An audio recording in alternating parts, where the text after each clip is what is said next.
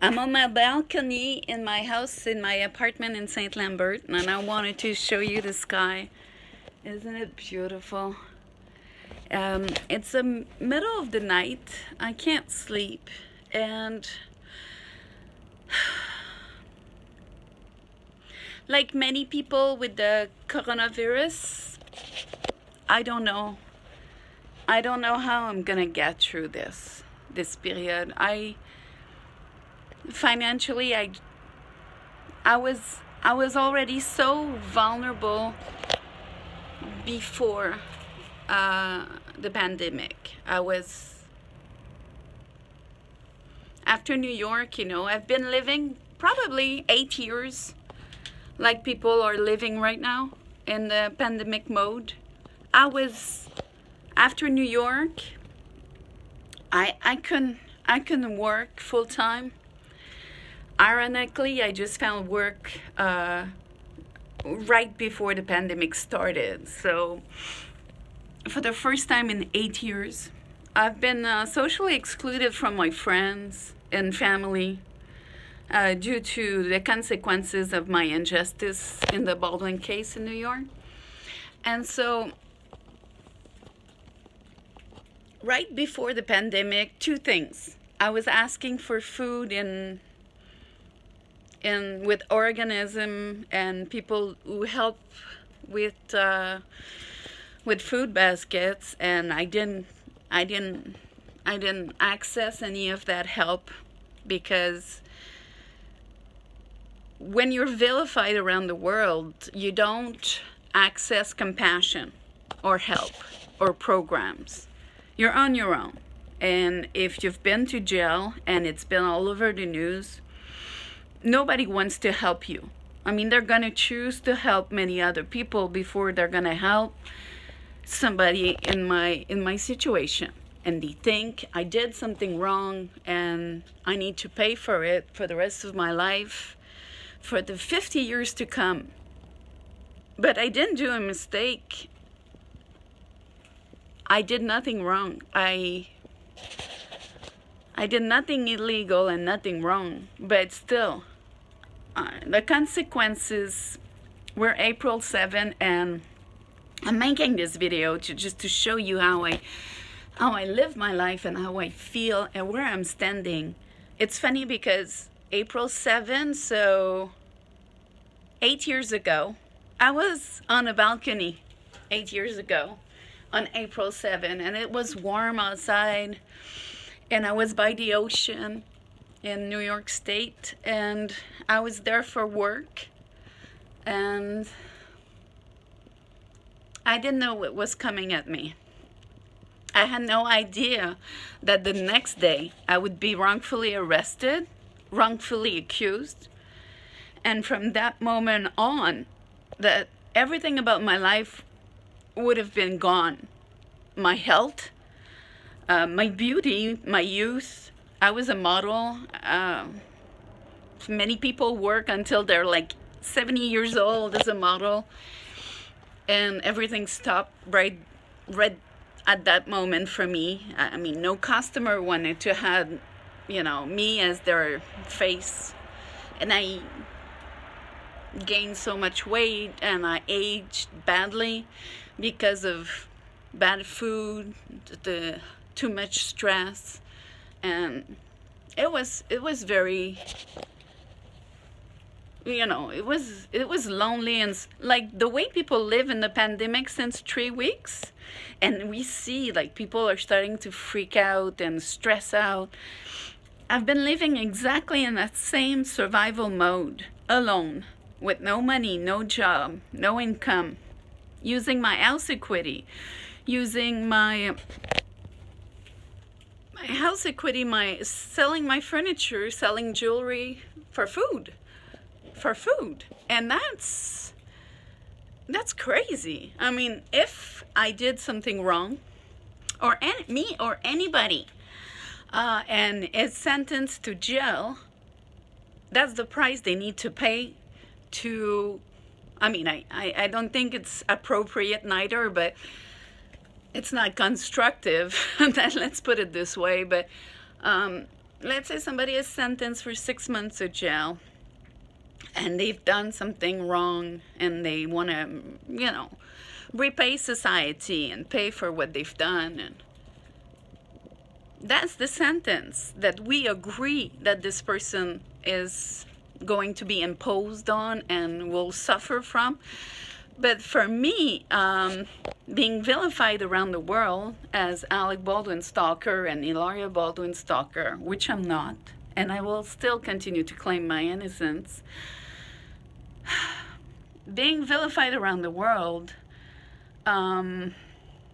left no chance for me to regain my life, to regain work, my career, to keep my house, to keep my money, to keep my retirement plan, to keep my savings.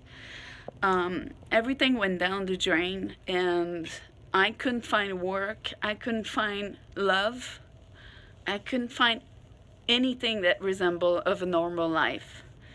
And tomorrow, in 24 hours, it's going to be the 8 years anniversary. So it's like, oh my God, 8 years that I live in survival mode, like you guys are doing, like all of you are doing in the pandemic mode since 3 weeks.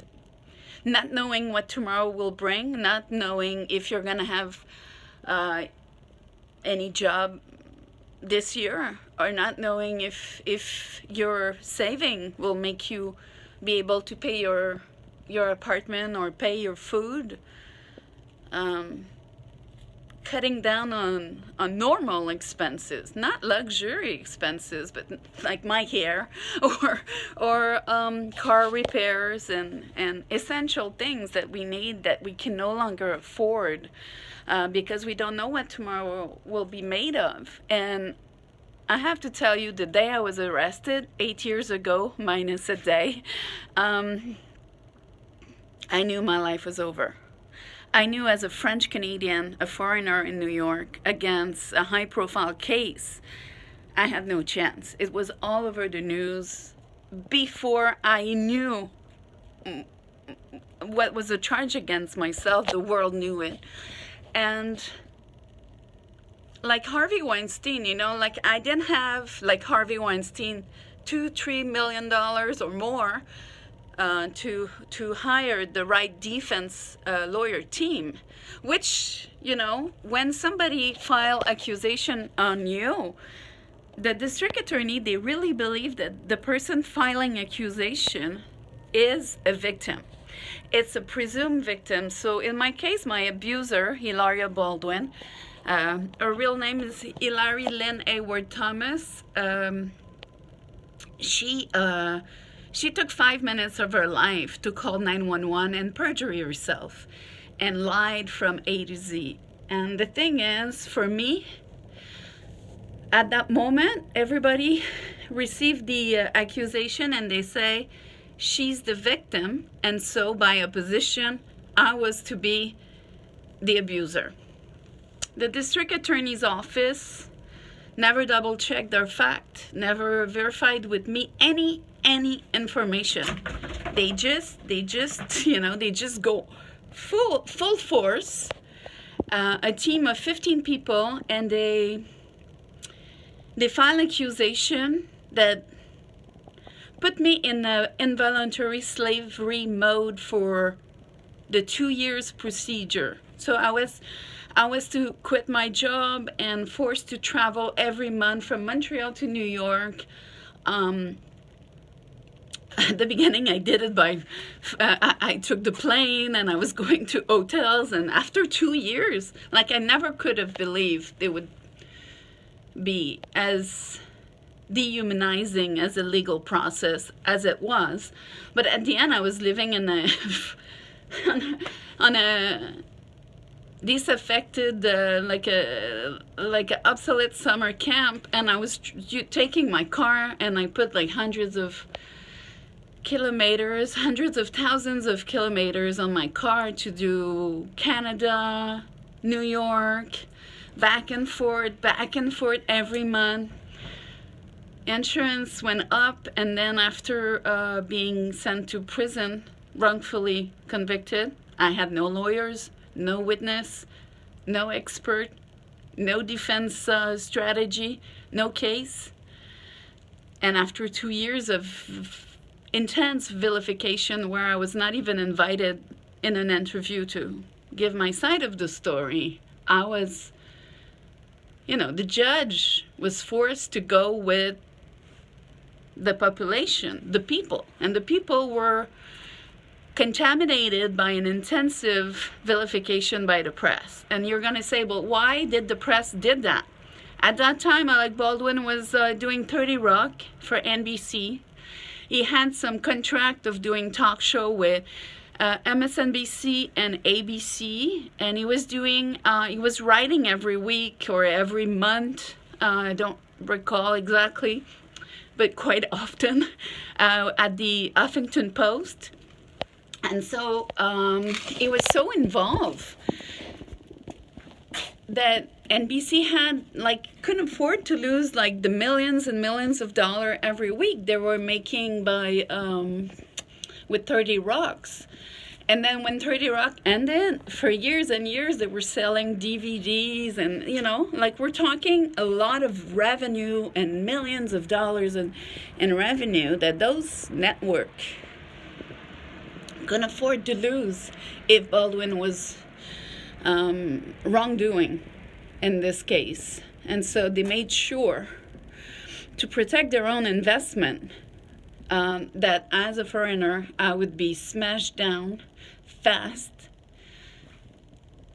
And that's what happened. The way that I was already labeled as a stalker in the first hours, the first 3 hours, made sure that I couldn't find decent lawyer. I couldn't find any access of justice. And I asked Cyrus Vance and Andrew Cuomo and Eric Schneiderman for a change of venue because they're all very good friends with Baldwin. And it was a massive conflict of interest for me to be trial where, let's say, for example, Eric Schneiderman his inauguration speech was done by Alec Baldwin, and he said, my great friend Eric Schneiderman. So I couldn't access justice in New York. Just on the level, on the grounds of legality, I couldn't. It wasn't decent to do it like that. But plus the American, network, making sure they protect their investment, to make sure that Baldwin remain untouchable. So his product that brought millions of dollars for the network would remain profitable. So it's just a question of money. And then when the district attorney received a complaint, like I said, the person making the complaint is the victim, and I was supposed to be the alleged abuser, which it was the opposite. Hilaria Baldwin, perjury yourself on the phone, on the 911, as well as on trial. But she lied on many other aspects in interviews, on social network. I mean, I'm telling you, Hilaria Baldwin was lying from A to Z. But it served the purpose also of the district attorney, because when a district attorney gets a high-profile case in the news, it's a very good opportunity for them to promote themselves and be elected on a higher level and promoted to a better job or better salary. So my case was a cherry on a sundae. My case was oh my God, what a chance for them to promote themselves with this high-profile case. And everybody, including my pro bono lawyers, made sure to make it last as long as possible. So they all gather as much press and audience in the news on prime time, as well as front page of newspaper around the world to promote themselves. And they all benefit from my suffering while I was stoned on public places, unable to access defense, unable to access support, paying with the money I made all my life, with my house equity, with my insurance, with my mortgage, with my retirement plan. And so I'm telling you this because in 24 hours it's going to be 8 years. And 8 years of pandemic mode. Oh my God, I don't even know how I survived 8 years. I'm telling you, like you can tell, like I was a model and an actress. I gained like 60 pounds. I suffer from various health problems due to being at Rikers Island with no water, with no good food, with no vegetable for 6 long months, with no doctor. My heart right now, if you want to know how I feel since the beginning of the pandemic, I mean, we see the number of the death toll of people in with the COVID-19 in New York, and everybody's saying New York is the center of the world right now with the pandemic, but nobody's saying how many of those dead people or sick people are from detention center like Rikers Island. And I'm saying the press and the politician, they're not going to tell us, but I was at Rikers Island and I saw rooms of 75 people sleeping on beds at a length that was not even like 1 meter from each other. And you're talking about like 75 people in the same room, and room after sector after segment and segment of the jail at Rikers Island. I mean, we're talking about thousands and thousands of people, men and women, living, forced to live in these conditions during a pandemic. Well, I was at Rikers Island 6 months, and I never saw a doctor. I saw one doctor before I was sent to the ER at the hospital because I was really, really extremely sick from the condition of detention. And I was having internal bleeding, and they sent me to the hospital, and that's the only time I saw a doctor. But she didn't even take the time to verify me. She just filed the paper to send me to the ER. I was at the nursery for 3 times a week for 6 months. I never saw a real doctor, and not even a real nurse. They were practitioner assistant, and they called themselves doctors, which that is a crime. And so they prescribed and they diagnosed the tetany. So that is so wrong. That is so malpractice, abusive, and wrongdoing. But that's how it is. And who's going to speak about it? And who's going to have an ability to reach the press and defend those poor people? I mean, do you think, if you're at Rikers Island right now, 60, 75 people in the same room, sleeping in bed next to each other, forced to be like that and having no alternative, accessing no real good quality medication and no doctor or nurse to prescribe, just PA, practitioner assistant. That is so wrong in any given time, but especially in a pandemic. So my question is, all those hundreds and hundreds of people dying in New York from the pandemic, do you think they're high profile, living on Park Avenue?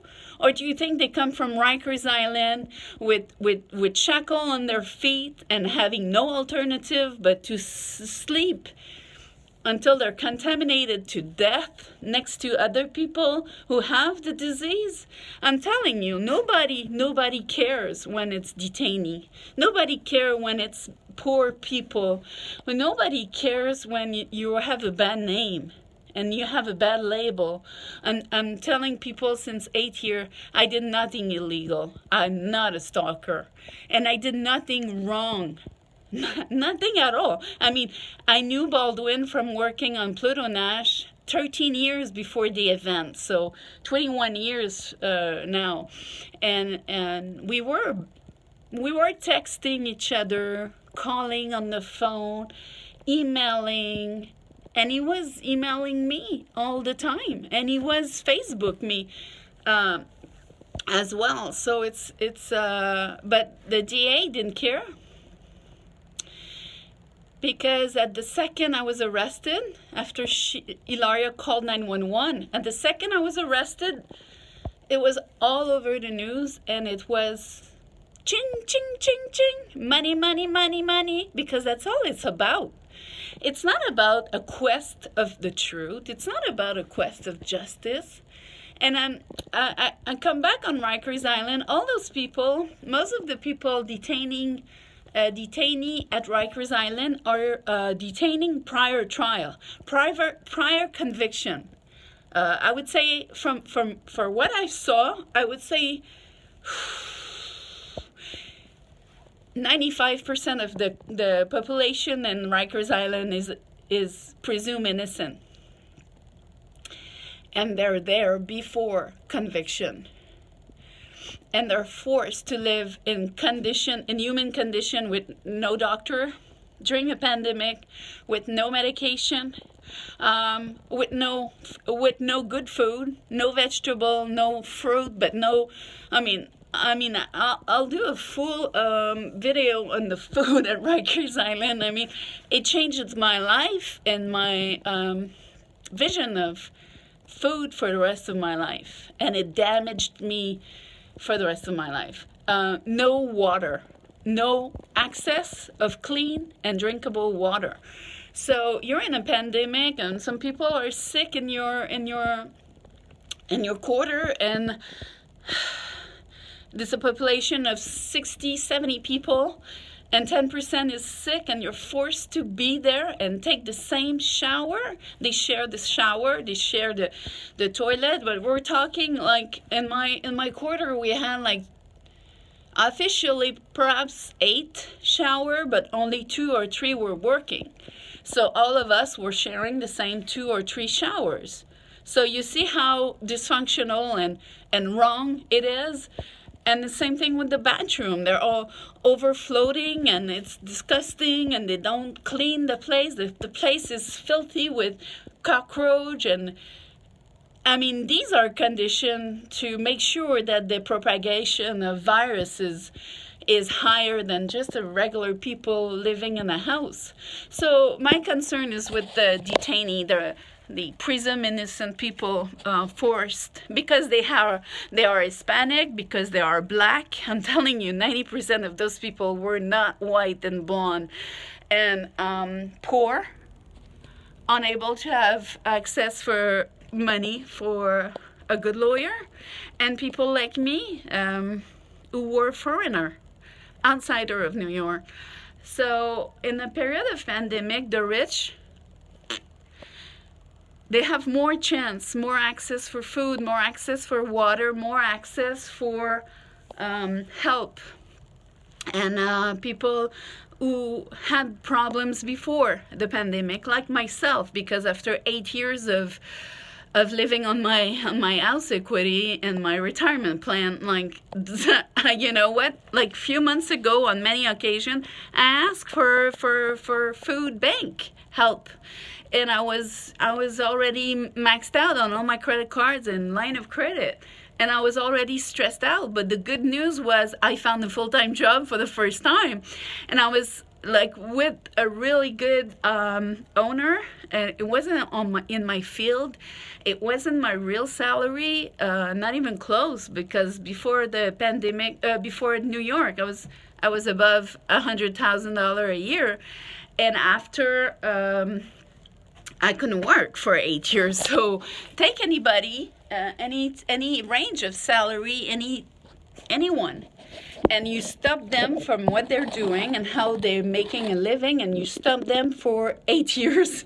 And you say, you know, if you have jewelry, you sell them for food. If you have, you know, I had a almost fully paid house with 2 garage and a pool and nice furniture and a nice Mercedes Benz and beautiful clothing, and I was myself younger and prettier. And in 8 years, I would say I aged 30 years. I lost 60% of my hair. A lot of comments on the YouTube, they say, "What's wrong with your hair?" Well, that's stress and you know, when you don't sleep for 8 years because nightmares of PTSD, of being, you know, because for me it's like being kidnapped. I mean, when you're an innocent and you're taken by force and you're shackled and they strip you naked to search you how many times a week during 6 long months, that leaves trace, you know. It's if you ask me how I felt about the way I've been treated, dehumanized. And you come out of there, and instead of having people helping you out with your trauma and the enormous amount of stress and pain you carry, because it was not a consequence of something I've done, it was just the consequence of somebody that is sick. And she's a narcissistic that take advantage of the system to make sure her boyfriend or boyfriend to be, husband to become, stop talking with me. But is that my fault? Do I deserve to go to jail based on perjury and lies? No. Do I deserve to come back home and having no one in my family wanting to have any good relationship with me and having menaced and threatening and insulted by my own family members, and same thing with my friends, and losing all my friends and family like on day one, and coming back with no house, no furniture, no place to live. I was homeless officially for more than 2 years. Much more than 2 years, and it doesn't look like it because, you know, but I was not a bag lady. I was not sleeping on the street, but I had no place to stay. So I was doing a little bit there, a little bit there. I struggled. I struggled, and that's much more expensive. It's a good way to waste more money when you have no place. Everything was in storage. So, but I'm telling you this misery because I started this to say first how I feel in the pandemic. But for me, it's like the last nail in the coffin. And I'm not saying as a French expression. It's just because I was already walking on the edge of financial disaster and social exclusion before we started the quarantine and before it became a pandemic. So it's the last thing I needed. Like, honestly, I can't sleep and I don't know how I'm going to pay my apartment. And I asked at 8years here in St. Lambert, my landlord, just like the Prime Minister said, he said, ask your landlord if you can have some reduction, because most of the big company like this place here, they invested hundreds and hundreds of millions just in Montreal, but they're all over the world, the Achilles. So these are the company that will take advantage of some program like 75% of salaries could be paid by government. I'm not saying they are, but they could. But also, many businesses like this who's going to have mortgage can reach up to 6 months of mortgage free or help by the bank because they're good customer. They have equity. So I'm not in knowing exactly precisely what program they're going to have or not, but I'm saying those businesses who have programs, access program, when people like me, the tenant, they ask for help, they should answer, And I received nothing. So I was like shocked, not surprised, but I was like, oh my God, the pandemic just killed my new job that was supposed to save my life. And so I called my own bank. I'm at the Bank of Montreal since I'm 6 years old. And I didn't call. I sent emails to those people I was doing business with since like before New York. I was such a good customer because I had a lot of equity. So, and I was young, so I was, a prime customer for them. And they would reply at that moment before New York. They would reply to me the same day. I sent many emails 3 weeks ago and 2.5 weeks ago, and I follow up, and they answer me, it's been done, we had your request. Well, that doesn't mean what's the answer or how you're proceeding it or how I can do a follow-up, what should I expect. They just answer like rude. And I understand they're busy, and I understand they have a lot of customer, but I understand that above all, if you're a label as the villain, and if you're labeled as Alec Baldwin stalker, and if you have no equity left and a lot of credit card maxed out, and credit line of credit maxed out, they don't want to help you out. So my landlord, no respond. My Bank of Montreal, no respond. I have no, my new job, forget about it. They're closed, and I hope it's there. I send good positive energy, but it's scary. So I'm not gonna pretend let's go, everything's gonna be fine. And I see a lot of extremely rich people or famous people, they just complain because they won't have their hairdresser appointment or fake nails appointment, and they're gonna have a roots. Like, I have roots since 8 years. And you know what? I have, before complaining about hairdresser, food, housing, insurance, minimum payments on credit card, because banks are not helping the poor people. And I do qualify under welfare right now, so it's scary. It's like, I don't know if I'm going to survive. I don't know if this is going to be the thing that's going to put me on the street. And I knock on wood. I knock on wood because I hope not, and I do my best to make payments with credit. So the month after that, it's just worse than the month before, because the credit, you need to pay the minimum, and I don't see any compassion and any help from landlord, from bank, because when you're poor, you don't access anything. So a lot of rich people, including my abuser, the Baldwins, Hilaria, they take it as a vacation. I see. I took a look on internet and social media, not as a stalker, just as a regular citizen looking everywhere. And they won't lack food, and they won't lack supply, and they will have a house, and they will have a functioning car with gas in it and medication. And I have severe asthma. And right before the lockdown, I think on March 12 or March 11, I went to my neurologist at the Hôpital Général of Montreal.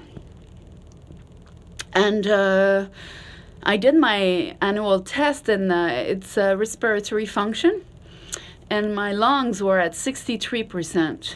So I'm on cortisone. So if sometimes you see lately that on my video my face is kind of okay, like today it's not as puffy, but like look at the one I published last week, my face was like this. Well, that's prednisone, that's cortisone. The problem I have right now is in Quebec, in order to make sure people don't pile up medications. They decided to do like some kind of a lockdown on medications, so especially concerning respiratory department. That's just asthma. And so everything that is cortisone, my puffers, and all the medication I need, just to, because my lung just breathes 60% of what your lung breathes. Breathe, and in order to keep my 60%, I need my medication. So the thing is, they decide you cannot ask for more than 1 month at a time. So if you have a 60 days prescription, I can only take the 30 days, and I'm forced to return to get the next 30 days. So some people say, well, some pharmacists, they will send it by mail. The problem with respiratory medications are the one that you cannot even get before your prescription, the prior 30 days is fully expired. So I don't have the leverage for 1 week of mail. So I have to put on a mask. It's not a 99. It's not an N95. It's just a regular mask that usually in a hospital after each patient they change. They never wear it more than like 45 minutes or an hour. So I've been wearing this one mask for 3 weeks with severe asthma, and doing all my grocery and all my pharmacy and the vet for my dogs, and I had to go for blood test at CLSC, which that is almost like suicidal, and I had no choice. And I was doing this with this same mask I've been wearing for 3 weeks, which probably doesn't provide any security for me. But the problem with having the lungs functioning at 60% or 63% is that is my starting point. So if I catch the COVID coronavirus and I lose 50% of my pulmonary function due to the virus, then I'm left with 10%. And that's ICU, and that's reanimation, and that's death. So that's why my pneumologist, he said, don't go anywhere. You stay in your house. You don't go to grocery. You don't go to pharmacy. You send somebody from your family or your friends to do those things for you, and you stay home. And I said, I have no one. I have no family, no friends, no one. Since the 3 weeks of quarantine and pandemic, I received 0 phone call, 0 text, 0 email. Nobody cares what happened to me. And I'm talking my own family, my brother, my uncle, my aunt. Nobody cares if I'm still breathing or not. I could have been. That's one of the reasons why I'm doing the video on social media, because if beside that, nobody would know if I'm still alive. It's like nobody, if I disappear, if I go to the hospital and never come back after 48 hours on ICU, nobody would know what happened to me. And if I get sick, I don't know who's going to take care of my dog, and who's going to take care of my apartment or my belongings, or informing I don't know. I'm totally alone. Totally alone. I went to the hospital. I had to redo my hospital cards. And the lady, she said, in case of emergency, give me a name and contact information of a person we can contact if anything happened. And I said, I have no one. And she said, no, it doesn't have to be a husband. It doesn't have to be a boyfriend. It could be an aunt, an uncle, even a friend will do. Just give me a name that we could call if, in case of emergency. And I said, I have no one. So who's got nobody? Even the people in the street, sometimes they have gangs and friends, and or at least somebody that know if they're still alive, or somebody that know if they need anything, a sense of community. And I lost that 8 years ago. In 24 hours, it will be 8 years ago, for something I haven't done. But it's just because it was serving the profit for the tabloids and the media. They made millions of my misery without asking me in an interview. It served everybody in the district attorney's office, and they promoted themselves on my case. It served Hilaria Baldwin, and she was totally unknown. She had no equity, no savings, no car.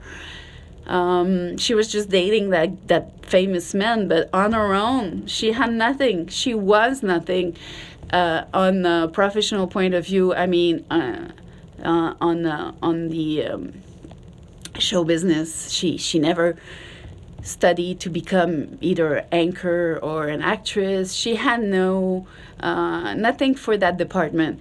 And because my case made her famous and her name was popping up as the victim, she benefits from that and got a lot of exclusive interview and a lot of photo in the news, and that gave her the stepping stone to do some some yoga videotapes, but worse, a book about how to live well in peace and in serenity, which I'm telling you, she killed me and my mother and my family, and she killed my entire life. And so for those who think that they want to follow her path and her advice, I would say, take your time breathing in, and perhaps not, but because she's a person that killed the woman I was. And right now, I'm telling you, I don't know how I'm gonna pay for my rent. I don't know how I'm gonna pay for my car repair. My car is a wreck right now. It's so old. I use it to go to the groceries. I can afford new tires. And just food and my minimum payments on my credit card. And, I try to keep a cell phone line for safety, to call 911. And I'm considering cutting it off. So I know it's not smart, it's not secure to live without phone number, but I can't afford a line anymore. So this is where I'm standing right now. And now the problem is, as I'm not the only one anymore who needs help. And so I don't have a good compassion level, and so I'm going to be the last person on earth any organism will help, because I'm labeled as a bad person. Nobody understands it's an injustice. I couldn't afford $2-3 million US money, which for me means like $5 million, I couldn't afford to access the defense. I couldn't work for the proceeding, the justice. So for those who feel that it's hard to be confined and socially excluded after 3 weeks, I survived 8 years. And I'm telling you this not as a challenge, but I'm telling you this because I've acquired a lot of tricks that I'm doing videos to put on my YouTube channel, but as well as on Instagram and Twitter, and tricks to maximize my food, my money, and my resources, because when you're out of all of them, then that's it, it's over. My living level is below welfare since many years. So without those tricks, I would have not survived. Now the pandemic made me more critical, in a critical state that I don't know where I'm going to be in a month or two. Seriously. But the main fear is the virus. The virus for me is, I checked out on what's the information in regards of people with asthma and severe asthma and pre-existing medical condition on lungs prior to coronavirus infection, and it's mostly 24 hour or 48 hours on ICU, and then it's they die. And so I should not be going to grocery or pharmacy, but nobody and everybody in my family knows my lungs condition, and all my friends for 40-30 years, they know my condition. But nobody seems to think that my survival is important, or they don't care if I die. That's how I perceive after 8 years, obviously, but especially now, because my chance of survival catching this virus is like almost nothing. So seeing that all those people I loved so deeply and helped in their own unique way and many different ways for many years wouldn't care if I pass away, wouldn't care if I die, wouldn't care if I need help, or if I'm just extremely sick in my house and unable to cook myself some chicken noodle soup. You know what I mean? It's like being totally excluded like that. I feel like I left 8 years ago on a starship, like on a rocket to go I don't know where, but it's like it's been 8 years of loneliness and exclusion and danger. It's extremely dangerous to always be alone and have no one to call or just to. So for those after 3 weeks of being in quarantine that freaked out, I'm gonna share, like, stay tuned, because I really am going to share how I manage stress and loneliness and solitude and being confined and being.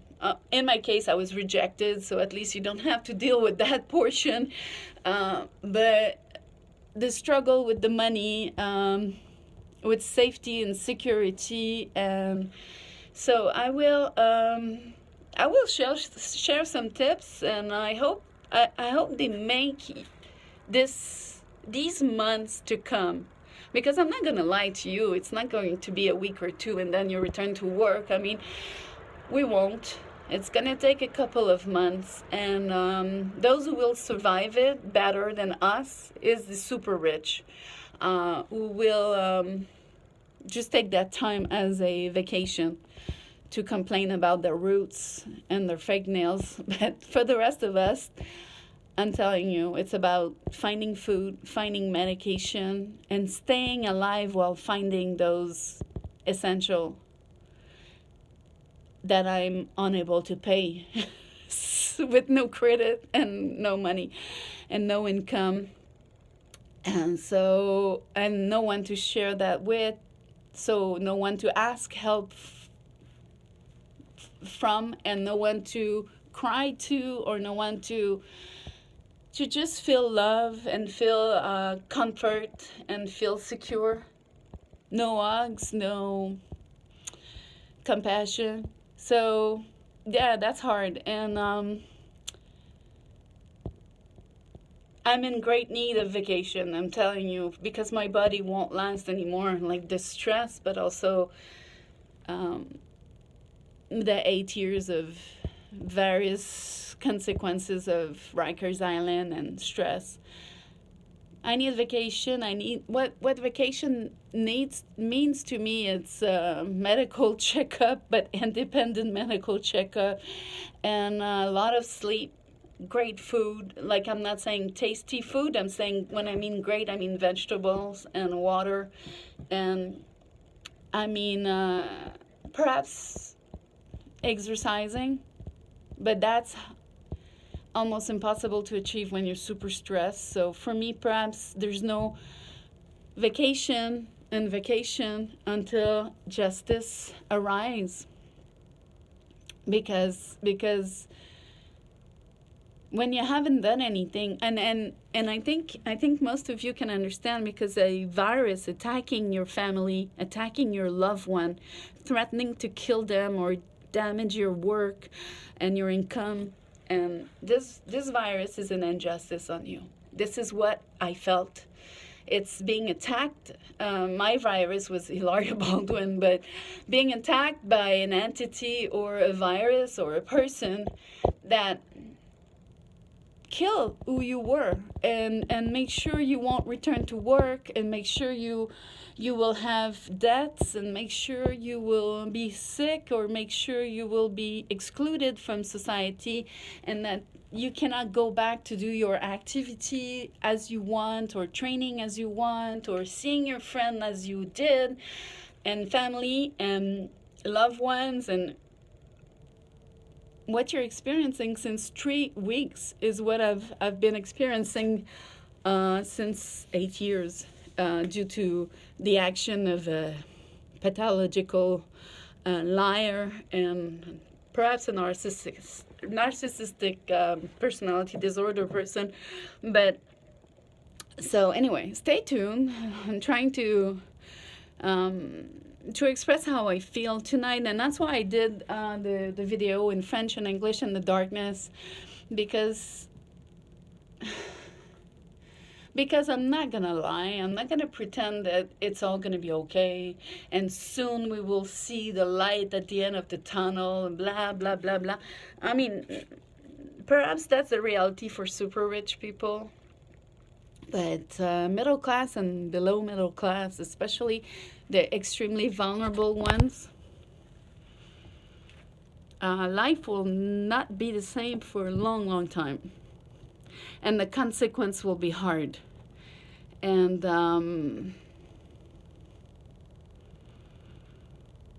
it's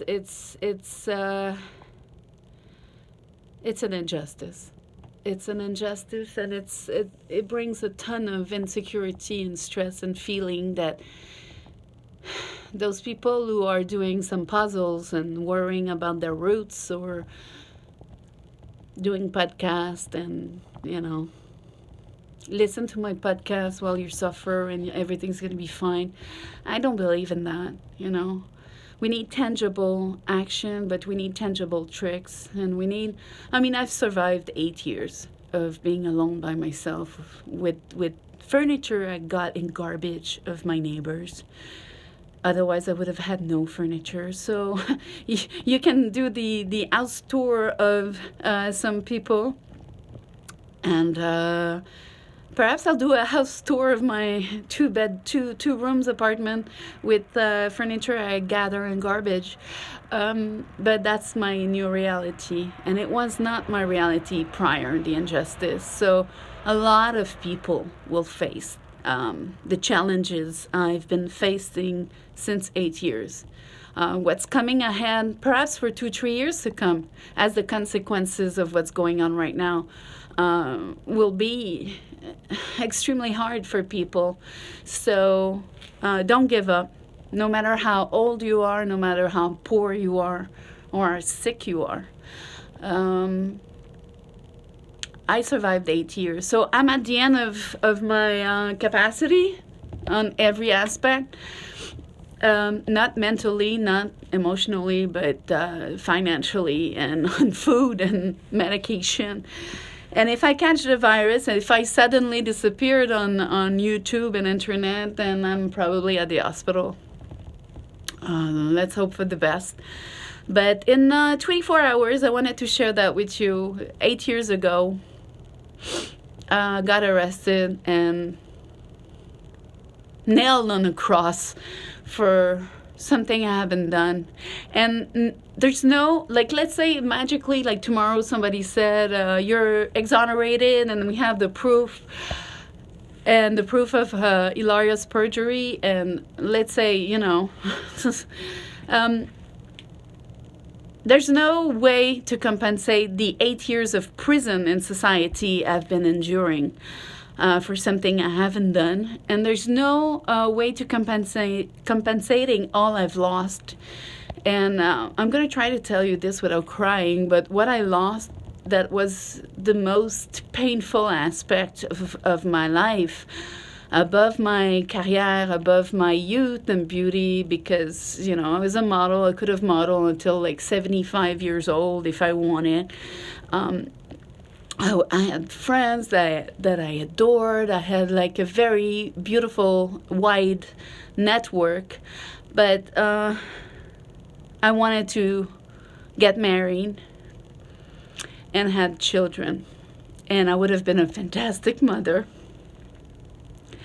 And I just turned 48 years old on February 2nd. And I guess, you know what, I'm too old to become pregnant. And, you know, when I'm stressed to a point that I lose 60% of my hair, the physical aging that you see on the exterior of my body, of my face, of my skin, is the same as what the aging is inside on my organs. So some people who are super healthy and fit and full of vitamin and nutriment with a perfect non-stress life could be pregnant at 48. But I come from hell, you know, and I'm still in it. So you know, I have to be honest, and unless a miracle happened and I found a husband tomorrow morning on my doorstep, that would give me hope. But the ability to love again and trust again and feel secure with somebody that I opened my heart with after what Baldwin did to me as a betrayal. I don't know. But being unable to have biological children and carry them inside of me and do the process of being pregnant and step by step feeling a kick and feeling him moving or her moving and preparing the little clothing and